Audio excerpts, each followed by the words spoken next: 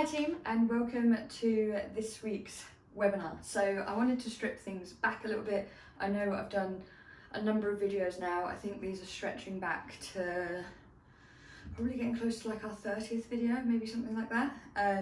So I just wanted to strip things back a bit, clear any confusion, and just ultimately summarise some of the key things that I as your coach and we as a team are working towards within your individual programming, but also as the kind of online collective that we all are. So this video is all about back to basics, and I literally just want to cover things that some of you will have heard me say probably a million times before, and you'll have maybe forgotten its importance, forgotten maybe its reasoning, and it's just reinforcing what's important and what we're working towards, and some of the key things that are actually sat in your corner when it comes to making sure you get the results that you want and deserve, but fundamentally from your hard work on the in the onset anyway. So back to basics.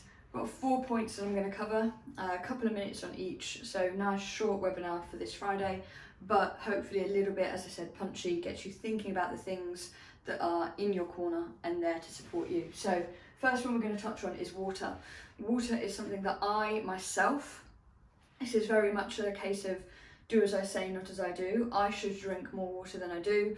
I'm terrible at the moment coaching in masks all day and things like that. It's just something that I forget to stop and kind of take on board. But at the very least, what I try and do is make sure I fill a sports bottle at the start of the day and try and get through that sports bottle one way or another throughout my working day, along with obviously the other beverages that I tend to drink plenty of, which tend to be caffeinated, like black coffee and things like that. But actual water, making sure that we're getting an amount that's adequate to support your health, your well-being, your mental clarity, that's super important every day. But also there's an element of us whereby hunger kind of signals can come across as you're hungry, but a lot of the time, and in the first instance, it's hunger signals that are letting you know you're dehydrated. So the myth of, oh, you think you're hungry again, maybe have a glass of water, there is an element of science to that as well. So it's just thinking about habit stacking, which we covered a couple of weeks ago, and doing something like having a full glass of squash or just plain water or something like that with every physical meal. So in the morning when you have your breakfast, even if you're having a coffee, you make up a squash as well. Boom, there's a glass of water. Do the same at lunch, have another juice or water, whatever it might be, and then again in the evening. And then if you've got a bottle on your desk or with you throughout the day, chances are you're going to be getting somewhere between that kind of 6 and 8 kind of glasses mark, working towards 2 litres. Now 2 litres isn't this gospel thing that's perfect, but if we're working towards at least maintaining our hydration throughout the day, as I said, things like your mental clarity and things like that, they're just so much more enhanced and easier to manage, less generally irritable, and you're less likely to go for snacks and things like that. So water is something I want to touch base on straight away, and I want to set you all the task of habit stacking that water with your main meals of the day. So having a glass of water with every single meal or main meal that you have, and I want you to start that from the moment you watch this video for me, okay?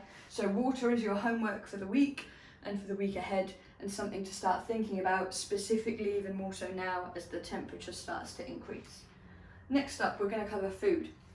Now, food-wise, you guys have all had your TDEE and calories set by me, perhaps anywhere between maybe 1400 at the lowest, up to 1900, maybe something like that we're working towards, and anywhere within that bracket. Those calories take into account any training that you're going to be doing, and they aren't an exact science, don't get me wrong, but they're as close to exact as we can get, along with using our tools, whether it be tracking, utilising intermittent fasting, or certain dietary approaches in order to track our calories. We can then make better than educated guesses when body weight and things like that aren't changing, as to where we need to change our food, whether we need to decrease calories even more, increase them a little bit more, things like that, okay? So all of your TDEs have been set, your total daily energy expenditure.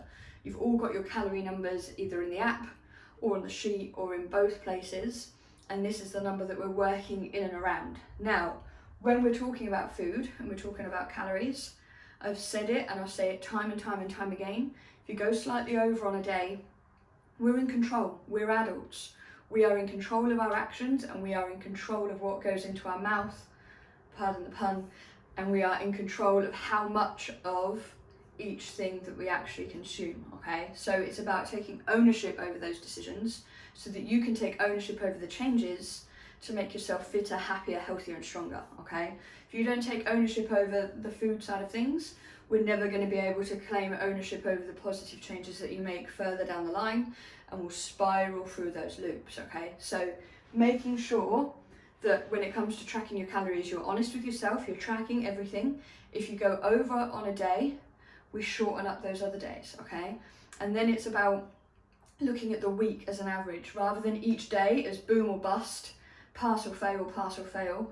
That is not what this process is about. It's about weeks, good days that stack onto a good week, that build into a good month, that flow through to a good 3 months, etc, etc, etc, okay? All the while understanding that nobody's perfect. We'll have off days, we'll have days where we don't fancy it, we'll have days where we fancy a bit more chocolate. That's okay, okay? So long as you can bring it back round to what your goals are and you can divert off that path and bring yourself back on it, that's what we're here to do, and we can continue to step forward so long as we're taking ownership over those decisions. And that's where it brings me to this kind of sliding scale at the bottom here, okay? So look at every single food item, whether it be an avocado, an apple, some salmon, or Terry's chocolate orange, because that's my favourite, or gin, whatever it might be. Everything sits on this scale, okay?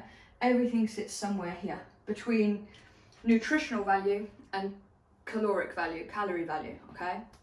Nothing is inherently good or bad. If I lived off of Terry's chocolate orange, I'd probably be consuming quite a high amount of calories and I wouldn't be getting that much nutrients. So it would sit perhaps somewhere towards this kind of end of the scale. Salmon, loads of nutrients, omega-3s, omega-6s, protein, fats, still quite calorific, so it probably sits somewhere in the middle. Apple, for example, full of vitamins, full of minerals, quite low on calories. It's going to give you loads of bang without spending much of your calorie bucks. And everything sits somewhere on that sliding scale. And it's about just picking and choosing things that support your journey from this end of the scale and that you enjoy a little bit more, popcorn, crisps, cake, chocolate, from this end of the scale, and knowing that so long as you average out somewhere around there, we've got health ticked, in terms of vitamins, minerals, proteins, which are important, carbs and fats for your energy, and we've also got enjoyment of life ticked. If you turn around to me and you say you want to absolutely shut the door to a bunch of things for a short period of time and rebuild that relationship, chances are we'd be shutting the door to a few more things on this side. But again, it all depends on your goals, and this process for me is about a lifestyle, not a 6-week quick fix. Next up, movement wise. Now this is your secret weapon. I've said it time and time and time again.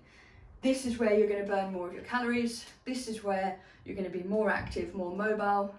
This is where, if weight loss is our target, this combined with this is where we see those results, okay? This up here serves a different purpose, and I'll come to that in a second. But daily steps, there's a reason I bang on about them, there's a reason we track them, and it's to be accountable to your own movement.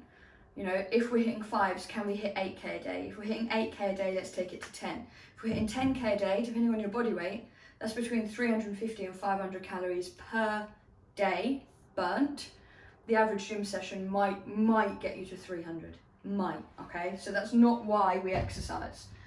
Daily movement is the key to bringing that energy balance more so into your favour. You know, make it fun. Gardening, cleaning the house, cleaning the car, pottering about, parking further from the front of the supermarket.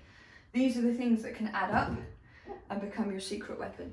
This is also the thing that just tests that we're in a healthy place, that we can park further away from the supermarket and carry your shops back, that we can walk around town, that we can disappear off into the mountains where we live, or the hills, or if it's in Suffolk, disappear around the farms, whatever it might be, that we've got the ability to go and move our body and enjoy that our body is strong, fit and capable, okay? So remember, your daily movement is your secret weapon. You want to see bigger changes to finish the rest of the month off? We hike this up. and we just control our scale that a little bit more. Exercise wise, you're all obviously following a training program with me, whether that's some in person, some boot camps, and or mostly online training or training within your gym. Many of you take part in some sports or are keen runners as well, okay? And the reason we do weight training specifically within the training program, and the reason we follow an exercise program is tenfold, 20-fold even. Mental health, mental clarity, confidence, strength, bone health, joint health, etc, etc. The list goes on and on and on. And I've said time and time again, calorie burn from an exercise session is probably 10th on my list. It's a nice to have. It's a small win from the session.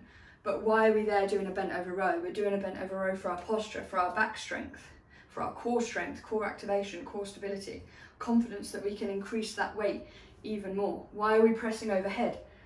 Pelvic stabilization, core strength again, confidence, joint health, bone health, all these things, but also, to feel empowered, that feeling of feeling fitter, stronger, happier, healthier.